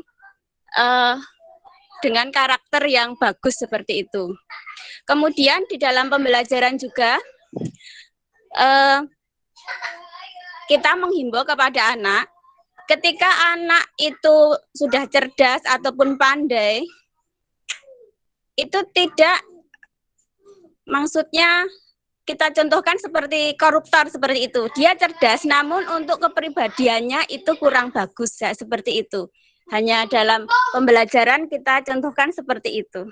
Terima kasih. Nggih, matur nuwun Bu Fitri. Jadi di animasi sudah menerapkan nggih Bu tentang profil pelajar Pancasila ini. Nggih, matur nuwun untuk Bu Fitri dan Bapak Ibu yang lain yang sudah memberikan tanggapan, masukannya dan diskusi kita. Nggih, mungkin ini dari saya karena saya untuk saat ini untuk profil pelajar Pancasila ini menyinggung untuk sedikit materi untuk yang lebih dalam akan disampaikan pada hari esok di IHT hari ketiga. Mungkin Bapak Ibu nanti sudah bisa juga membaca materi untuk yang hari esok. Mungkin dan jangan lupa untuk dikerjakan tugas-tugas yang tadi sudah diberikan dan untuk tugas kelompok karena untuk besok pagi akan kita diskusikan bersama-sama antar kelompok. Monggo nanti bisa saling dikomunikasikan dengan masing-masing kelompoknya. Oke, mungkin ini sedikit gambaran dulu dari saya tentang profil pelajar Pancasila dan tentang kerangka kurikulum pada tahap pertama. Mungkin seperti itu dulu. Mohon maaf apabila ada salah kata dari saya. Saya mohon maaf. Mungkin saya akhiri. Wassalamualaikum warahmatullahi wabarakatuh. Waalaikumsalam warahmatullahi wabarakatuh. Ya. Terima kasih Bu Anin. Baik Ibu Bapak, mengingatkan kembali bahwa tugas untuk refleksi pada pembelajaran hari kedua ini sudah saya tuliskan di Google Classroom. Nanti mohon untuk segera dijawab pertanyaannya untuk melakukan refleksi. Kemudian tugas kelompok di hari kedua juga akan saya unggah. Nanti silahkan untuk dilihat di Google Classroom. Begitu. Bu Suci, untuk hari ini cukup seperti ini dulu. Kita sambung di asinkronus ya. Iya, Ibu. Betul, Bu Rita. Ya, baik, terima kasih Bu Bapak. Untuk hari ini kami berdua, saya dan Bu Anin, mohon maaf atas segala kesalahan dan kekurangan. Kita nanti akan bertemu kembali pada sesi sinkronus ya. Jadi silakan setelah ini nanti dibuka Google Classroom-nya. Ya. Kalau dibuka malam boleh nggak? Ini yang memimpin berdoa di tadi sudah Pak Jarod, kemudian kelompok dari Pak Jarod. Bapak monggo untuk memimpin berdoa sebelum kita tutup kegiatan hari ini. Baik, assalamualaikum warahmatullahi wabarakatuh. Bapak Ibu, semuanya. Pak Jarod masih di mute. Sudah masuk dibuka. Pak Jarod sudah masuk. Sekuritasnya masuk. Itu masuknya di Bu Eni, Pak Jarod. Melalui Bu Eni. Oh gitu, oke. Memang boleh kok. JJ Pak, tapi kurang keras Pak. Oke, nggih monggo. Udah masuk ya keras. Untuk mengakhiri pembelajaran IHT in-house training pada pagi dan siang kali ini, kita akhiri dengan mengucapkan syukur kepada Allah Subhanahu wa taala. Bagi yang beragama Islam, kita akhiri dengan membaca Alhamdulillah. Bagi yang beragama lain dipersilakan. Mari kita akhiri dengan mengucapkan Alhamdulillahirobbilalamin. Wassalamualaikum warahmatullahi wabarakatuh. Alhamdulillahirobbilalamin. Terima kasih Pak Jarod. Baik Ibu Bapak, ini sebelum kita tutup apa ada sesi foto dulu Bu Ati? Sudah raise hand, ada apa ini?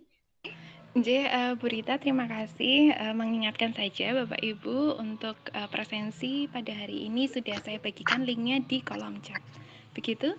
Matur nuwun. Ya, nggih, monggo sebelum Mbak Ati. Maaf. Telepon tadi mati. Oh, nggih, untuk di-share kembali Bu Ati. Ya. Nanti saya share ulang. Dan ini juga saya share di Google Classroom. Saya ulang nggih, Bu Nina. Nggih, makasih. Oh iya, sudah sama Pak Gun. Terima kasih. Kertasnya sudah. Oke. Ya, sudah begitu saja Bu Ati. Terima kasih Bu Rita. Oke, Pak Selamat ada sesi foto dulu Mbak ini.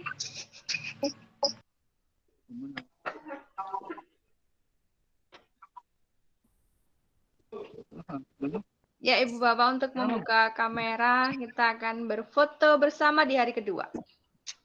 Mungkin dengan gaya seperti apa ini Bu Suci sepertinya yang pintar koreo foto. Gayanya Adit bagus tuh. Ini ya, nggak kelihatan hidungnya. Itu yang jelas kalau gaya seperti itu yang paling seneng Pak Eko ya. Oke. Ya. Layarnya bisa besar maksimal ya. Bisa 49.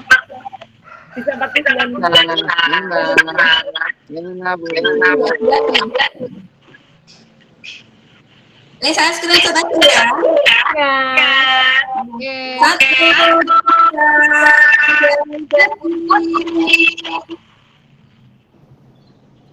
Satu lagi. Tebar senyum. Gaya tebar senyum ya.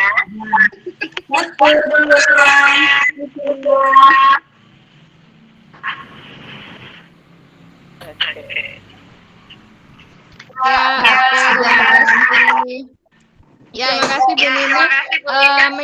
Mengingatkan kembali Bu Bapak, selain tugas juga nanti Bu Bapak harus membaca materi yang ada di hari ketiga sehingga pertemuan sinkronus di hari ketiga akan bisa berjalan dengan baik begitu ya kalau sudah membaca materi yang disiapkan. Oke, terima kasih Bu Bapak.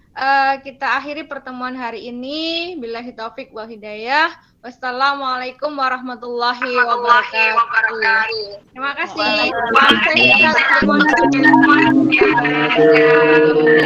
Terima kasih semuanya. Sama-sama.